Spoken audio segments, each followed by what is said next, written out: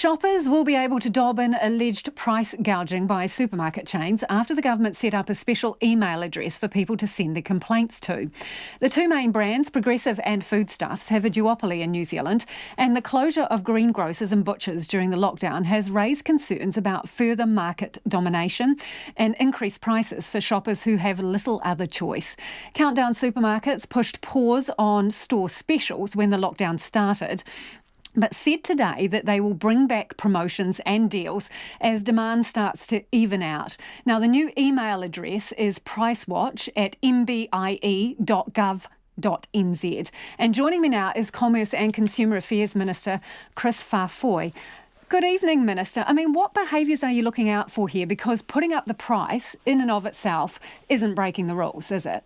That's right, but I think obviously we've seen via social media and some media reports that people aren't necessarily happy with some of the prices either at their supermarkets, whether it be in person or online, and at other shops that are able to stay open like dairies at the moment. We're getting a constant stream, so the email address that you mentioned is the channel in which we'd like people to send those to, in order for us to keep watch and vigilant of any prices that we believe may be unwarranted. As you say, it's up to each individual retailer in terms of the price points, but if they give a reason that is not necessarily the truth for that increase in price, the Fair Trading Act can kick in.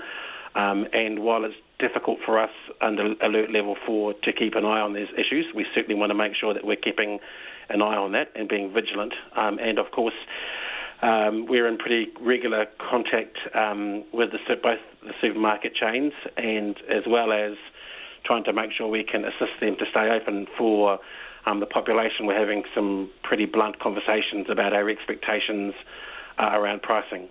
So what kind of blunt comments, and what are your expectations around pricing?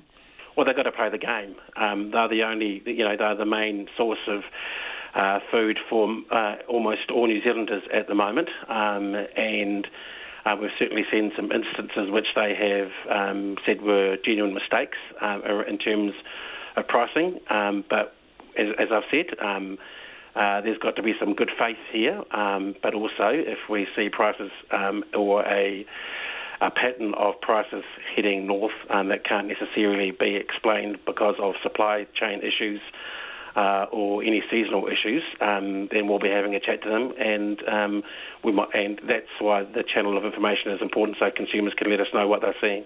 Have you seen anything that gives you cause for concern, or you think is, flying pretty close to what is acceptable here? Yeah, we have raised particular issues. What ones? I think there's the infamous Portuguese chickens, which we were told was a genuine mistake, and then there's been some fresh produce which has climbed and climbed in price.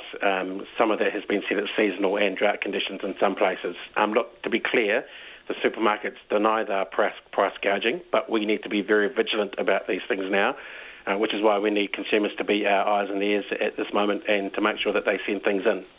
The thing is, those little operators like greengrocers and butchers, they keep the big players honest, they say. So why close all the competition down at this time? Because our main frame in which we're making our decisions at the moment, Lisa, is to fight the virus and making sure that people stay in their homes, and we minimise contact for people outside their bubbles is imperative. I did hear Dave on the line before I came on air.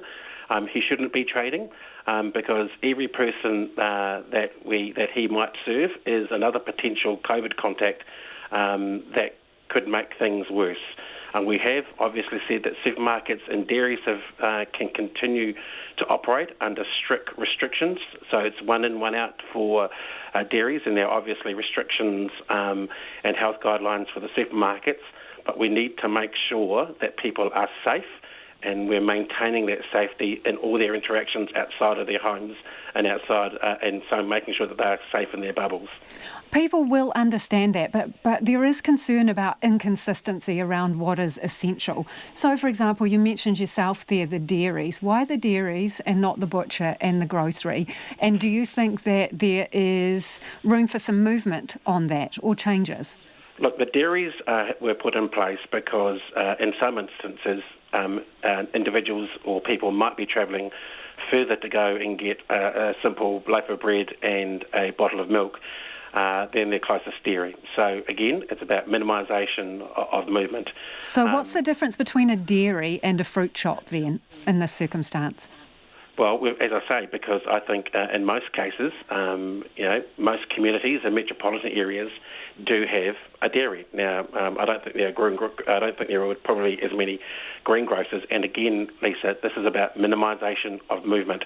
Nothing is going to be perfect in the situation because we've shut down the country, and we need to make sure that we are keeping people safe. There are strict restrictions about those dairies, one in, one out. And again, there is control around customers at supermarkets. I know there are businesses arguing inequities, but we have to put people's safety first. Will there be any compensation for those businesses that have had massive stock losses? So we've spoken to two people here. One had 30,000 of stock, one's got 50 grand worth of stock, which is going to be wasted. They can't sell it under these rules. Look, Lisa, the honest answer to that is we haven't had any conversations about that. You could argue that across every business at the moment, and we're trying our best through wage subsidies and other support for businesses to make sure we can look after most New Zealanders. But there has been no conversation about compensation, and I'm not committing to anything in terms of that here. So do you think, though, you'll bring it up with Cabinet? Oh, look, I think we are trying to keep as many businesses viable as we possibly can, and that's obviously through the likes of wage subsidies, etc. And I think as we continue to answer a question that you had earlier, we will look at businesses that could continue that might be able to be expanded to sell essential goods, and we've done that today in terms of retail goods. But the first and underlying principle here is we need to keep people safe. I note today that the Countdown chain says it's going to bring back specials. Is that a result of you guys having a conversation? I don't think so. Look, as I say, we've had some pretty blunt conversations about we're keeping an eye on things, and they've got to do things right by A, their workers, and B, the consumers. And C, so you've essentially the put them on notice, Minister, it would be fair to say? Pardon? You've essentially put them on notice, have you? We're talking to them regularly. How regularly would you be chatting with them? Look, either me or my office will be speaking to them on a daily basis, multiple times. We've got the challenge of supporting them to stay open, making sure that they can keep their stocks shelved, but also making sure that consumers get a good deal when, we've got the only channels of essential products like foodstuffs being dairies and supermarkets. But again, we're having some pretty blunt conversations about what those expectations are. And to be fair, Lisa, at this stage, I think they have been good conversations. But it's been a challenging 5 days. Really appreciate your time this evening. That is Consumer Affairs Minister Kris Faafoir.